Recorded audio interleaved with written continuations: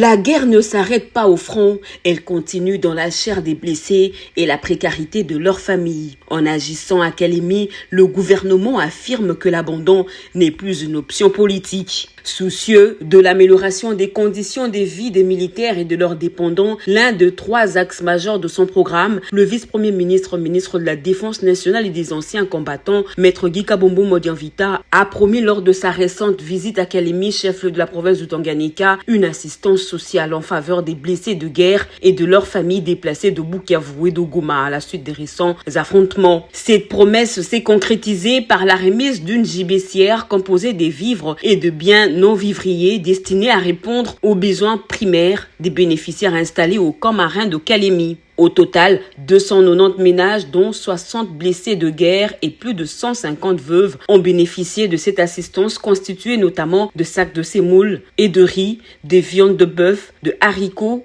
de sucre, de cartons de conserve, l'huile végétale, des pièces d'épargne pour les dames, des jus, des bâches ainsi que des cartons de savon et de poudre à lessive. Cette action intervient quelques jours seulement après le passage du vice-premier ministre de la Défense nationale à Kalemi, où il s'était longuement entretenu avec les blessés de guerre sur les conditions de vie, leur situation salariale et leur prise en charge médicale à l'hôpital militaire de référence. Par ailleurs, tous les enfants en âge de scolarité présents sur le site ont été identifiés